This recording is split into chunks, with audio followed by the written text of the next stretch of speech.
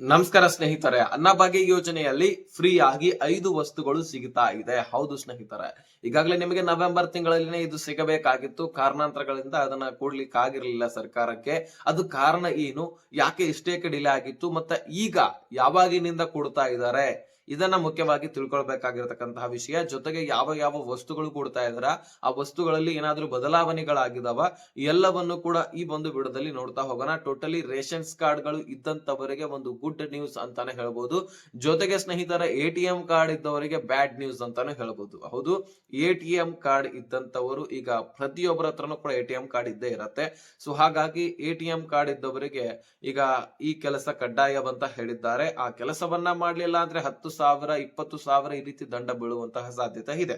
So ಈ ಒಂದು ಕ್ಷಣದಲ್ಲಿ, ಈ ಸಮಯದಲ್ಲಿ ಪ್ರತಿಯೊಬ್ಬರ ಹತ್ರನೂ ಎಟಿಎಂ ಕಾರ್ಡ್ ಇರುತ್ತೆ, ಅದನ್ನ ವಹಿವಾಟು ಮಾಡ್ತಿರ್ತಾರೆ. ಹಾಗಾಗಿ ನೀವು ಕೂಡ ತಿಳ್ಕೊಳ್ಬೇಕಾಗಿರ್ತಕ್ಕಂತಹ ವಿಷಯನೇ. ಈ 2 ಟಾಪಿಕ್ ಗಳನ್ನ ಈ ಒಂದು ವಿಡಿಯೋದಲ್ಲಿ ಕವರ್ ಮಾಡ್ತಾ ಇದ್ದೀನಿ. ತೀರಾ ಇಂಪಾರ್ಟೆಂಟ್ ಮಾಹಿತಿ, ಪ್ರತಿಯೊಬ್ಬರು ಕೂಡ ಮಿಸ್ ಮಾಡದೆ ಕೊನೆವರೆಗೂ ವಾಚ್ ಮಾಡಿ. ಸ್ನೇಹಿತರೆ, ನಾನು ಮೊದಲಿಗೆ ಅನ್ನಭಾಗ್ಯ ಯೋಜನೆ ಬಗ್ಗೆ ಕ್ಲಾರಿಟಿ ಕೊಟ್ಬಿಡ್ತೇನೆ. ಯಾಕಂದ್ರೆ ರೇಷನ್ ಕಾರ್ಡ್ ಯೂಸ್ ಮಾಡತಕ್ಕಂತವರು ನಮ್ಮ ಚಾನಲ್ ನಲ್ಲಿ ಸಬ್ಸ್ಕ್ರೈಬರ್ಸ್ ಬಹಳಷ್ಟು ಜನ ಇದ್ದಾರೆ. ಯಾಕಂದ್ರೆ ರೇಷನ್ ಕಾರ್ಡ್ ಗಳಿಗೆ ಸಂಬಂಧಪಟ್ಟಂತಹ ಮಾಹಿತಿ ಮೇಲಿಂದ ಮೇಲೆ ಕೊಡ್ತಾನೆ ಇರ್ತೀವಿ. ಸೊ ಹಾಗಾಗಿ ರೇಷನ್ ಕಾರ್ಡ್ ಇದ್ದಂತವರಿಗೆ ಹೇಳೋದಾದ್ರೆ ಸ್ನೇಹಿತರೆ, ನಿಮ್ಮ ಹತ್ರ BPL ಆಗಿರ್ಲಿ APL ಆಗಿರ್ಲಿ, ನೀವು ರೇಷನ್ ಅನ್ನ ತೆಗೆದುಕೊಳ್ತಾ ಬರ್ತಾ ಇರ್ತಾರೆ. ಪ್ರತಿ ತಿಂಗಳು ಈಗ ಹೇಗ್ ಸಿಗ್ತಾ ಇದೆ, 10 kg ಅಕ್ಕಿ ಸಿಗ್ತಾ ಇದೆ. ಅದರಲ್ಲಿ ಬರೀ ರಾಜ್ಯ ಸರ್ಕಾರವೇ ಕೊಡ್ತಾ ಇದೆ ಅಂತ ಅನ್ಕೊಂಡಿದ್ರೆ ನಿಮ್ಮ ತಪ್ಪು ಕಲ್ಪನೆ. 5 kg ಅಕ್ಕಿಯನ್ನ ಕೇಂದ್ರ ಸರ್ಕಾರ ಕೊಡ್ತಾ ಇದೆ. ಇನ್ನು ಉಳಿದಂತಹ 5 kg ಅನ್ನಭಾಗ್ಯ ಯೋಜನೆಯಲ್ಲಿ ರಾಜ್ಯ ಸರ್ಕಾರ ಕೊಡ್ತಾ ಇದೆ. ಓಕೆನಾ? ಅದು ಕೇಂದ್ರ ಸರ್ಕಾರದಿಂದ ಖರೀದಿ ಮಾಡ್ಕೊಂಡು ಕೊಡ್ತಾ ಇರ್ಬೋದು, ಅಥವಾ ಇನ್ನಿತರ ರಾಜ್ಯಗಳಿಂದ ಖರೀದಿ ಮಾಡಿ ಕೊಡ್ತಾ ಇದೆ ಅಂತ ಏನೇ ಅನ್ಕೊಳ್ಳಿ. ಒಟ್ಟಾರೆಯಾಗಿ ಸದ್ಯಕ್ಕೆ 10 kg ಅಕ್ಕಿ ಸಿಗ್ತಾ ಇದೆ. ಇನ್ನು ಇದರ ಬದಲಾಗಿ ಕಿಟ್ ವಿತರಣೆ ಮಾಡ್ಲಿಕ್ಕೆ KH ಮುನಿಯಪ್ಪನವರು ಮುಂದಾಗಿದ್ದಾರೆ.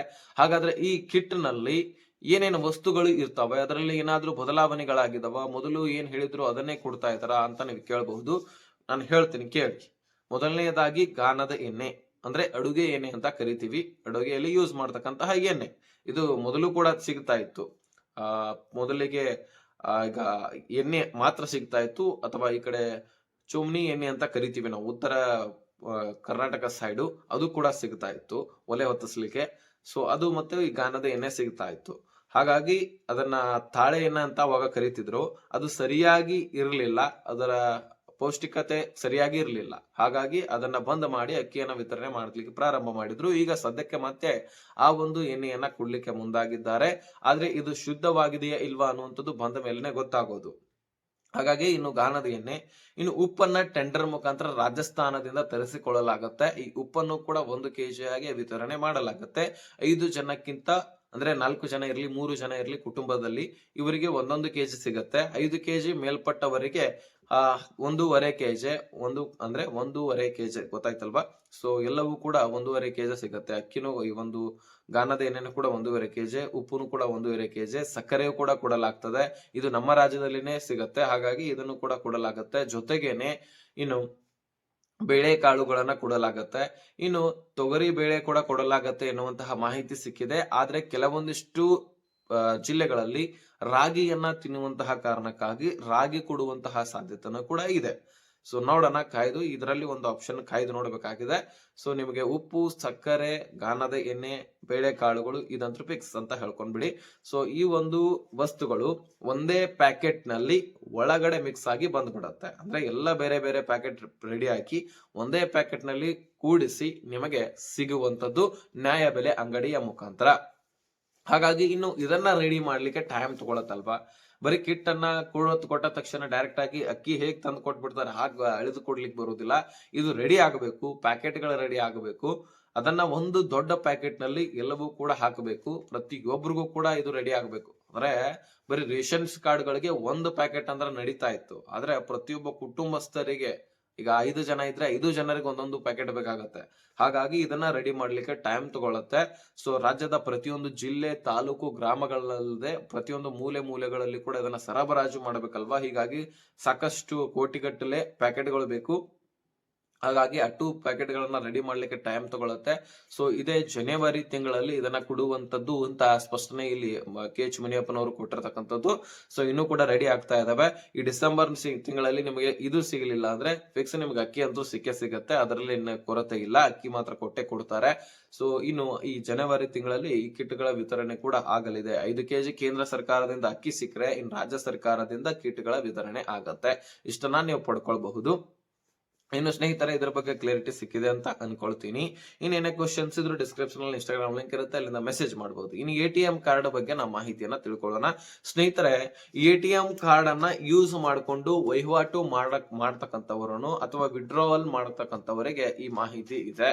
ಸ್ನೇಹಿತರೆ, ನೀವು ಒಂದು ಹಣಕಾಸು ವರ್ಷದಲ್ಲಿ 20 ಲಕ್ಷಕ್ಕಿಂತ ಹೆಚ್ಚಿನ ಹಣವನ್ನ ಹಿಂಪಡೆದಿದ್ರೆ ಅಂದ್ರೆ ವಿಡ್ರಾವಲ್ ಮಾಡ್ಕೊಂಡಿದ್ದೆ ಆದ್ರೆ, ಮತ್ತು ನೀವು ಕಳೆದ 3 ವರ್ಷಗಳಿಂದ ಆದಾಯ ತೆರಿಗೆಯನ್ನ ಸಲ್ಲಿಸಿಲ್ಲ ಅಂದ್ರೆ, 20 ಲಕ್ಷಕ್ಕಿಂತ ಹೆಚ್ಚಿನ ವಹಿವಾಟು ಒಂದೇ ವರ್ಷದಲ್ಲಿ ಮಾಡ್ಕೊಂಡಿದ್ರೆ, ಅಥವಾ ನೀವು ಅದರ ಜೊತೆಗೇನೆ 3 ವರ್ಷಗಳಿಂದ ನೀವು ಆದಾಯ ತೆರಿಗೆಯನ್ನ ಪಾವತಿ ಮಾಡಿಲ್ಲಪ್ಪ ಅಂದ್ರೆ, TDS ಪಾವತಿ ಮಾಡಿಲ್ಲ ಅಂದ್ರೆ, ಇದರ ನಿಯಮಗಳು ನೀವು ಸಹ ಅರ್ಥ ಮಾಡ್ಕೊಳ್ಬೇಕಾಗಿರ್ತಕ್ಕಂಥದ್ದು.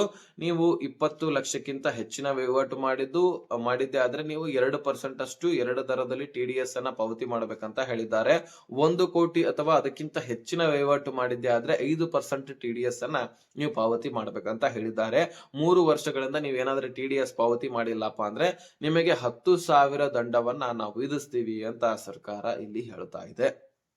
ಹೌದು ಸ್ನೇಹಿತರೆ, ಎಟಿಎಂ ಕಾರ್ಡ್ ಅನ್ನ ಬಳಕೆ ಮಾಡಿಕೊಂಡು ವಿಡ್ರಾವಲ್ ಮಾಡ್ಕೊಳ್ಳೋದಾಗಿರ್ಲಿ ಅಥವಾ ಇನ್ನಿತರ ಬಳಕೆಗಾಗಿ ಅದನ್ನ ಯೂಸ್ ಮಾಡ್ಕೊಳ್ತಾ ಇದ್ದೀರಿ, ಮುಖ್ಯವಾಗಿ ಹಣಕಾಸು ವ್ಯವಹಾರದಲ್ಲಿ ಇದನ್ನ ಯೂಸ್ ಮಾಡ್ಕೊಳ್ತಾ ಇದ್ರೆ 20 ಲಕ್ಷಕ್ಕಿಂತ ಹೆಚ್ಚಿನ ವಹಿವಾಟು ಒಂದೇ ವರ್ಷದಲ್ಲಿ ಮಾಡಿದ್ರೆ ನೀವು 2% ಅಷ್ಟು TDS ಅನ್ನ ತುಂಬಬೇಕು. 3 ವರ್ಷಗಳಿಂದ ತುಂಬಿಲ್ಲ ಅಂದ್ರೆ ನಿಮಗೆ ದಂಡ ಬೀಳುತ್ತೆ.